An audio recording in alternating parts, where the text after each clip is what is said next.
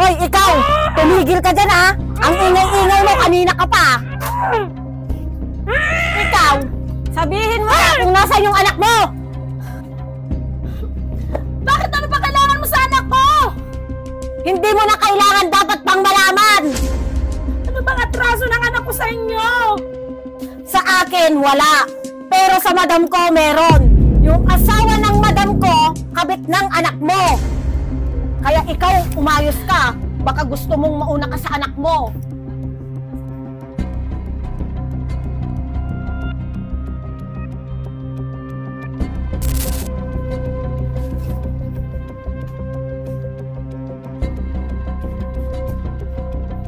Madam, aalis ka, madam? Oo. Nga pala, napansin mo bang umalis si sir mo? Opo, madam. Gamit niya yung sasakyan mo. Ito yung pinapahanap na asawa ni madam sa akin, ha? Kalending News, kapapasok lamang po ang ating balita. Isang sikat na businessman dito sa Pilipinas natagpo ang patay. Hindi pa alam kung ano ang nangyari sa kanya, kung bakit sumalpok ang kanyang sasakyan. Inaalam pa ng ating mga otoridad. Pero hinihinalang tulak din siya ng gamot. Babalik ang inyong Kalending Daniela News Report. Saglit nga lang at matawagan si madam. Huwag kang maingay dyan, ha?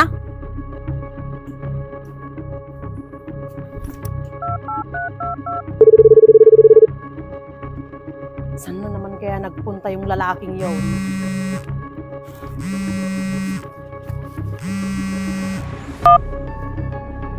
Hello, madam! Lele, kamusta? Ayos na ba yung pinapatrabaho ko sa'yo? Yung nanay po ng kabit niya, andito po, hawak ko. Napanood niyo na po ba yung balita? Si Papaw, yung pinapatrabaho niyo po sa akin na deads na po. Ano? Totoo ba? Sandali lang, check ko. Papa. Madam, anong nangyari? Madam, si Sir Papaw yan. Bakit ano bang gamit niyang sasakyan? Yung sasakyan mo, madam, ang gamit niya.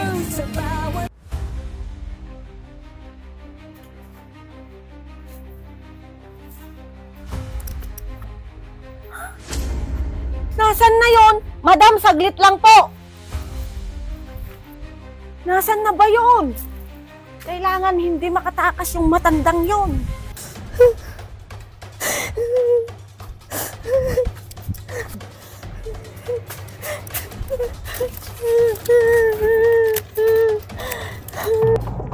Huwag mo na akong pahirapan.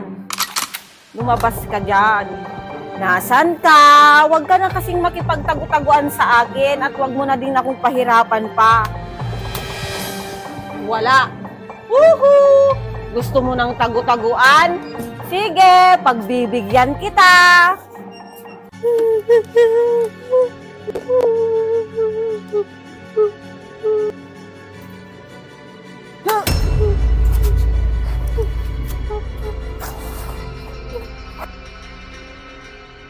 Ayun siya. Hoy! Bumalik ka dito!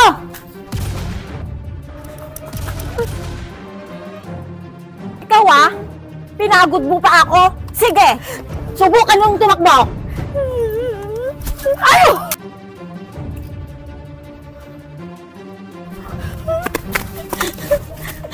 Bitawan mo to, pinapahirapan mo talaga ako, ha? Bitawan mo na!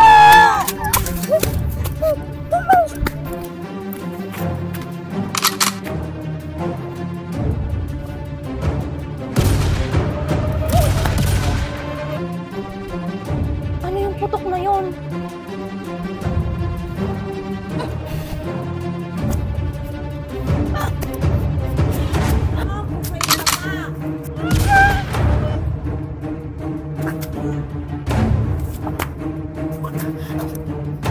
Matigas ang ulo mo, bagay sa yan. Nay! Nay! Ano pong nangyari, Nay? Suma. Madam! Nay! Nay! Si Papa, pinapamapatay niya tayo. May asawa pa na siya. Ano, Nay? Nay! Nanay! Nanay! Nay! Nay! Tulong! Tulungan niyo po kami! Tulong! Nay! Nasaan na naman kaya yung madam kong yun? Siguro masaya na naman siya ngayon. Kasi nawala na yung asawang sakit ng ulo niya.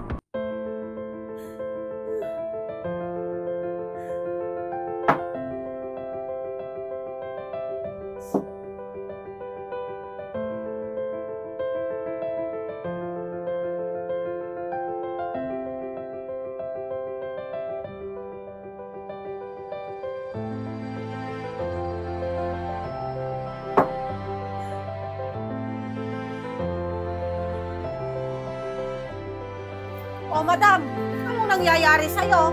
Nagluluksa ka ba sa pagkawala ni Papaw?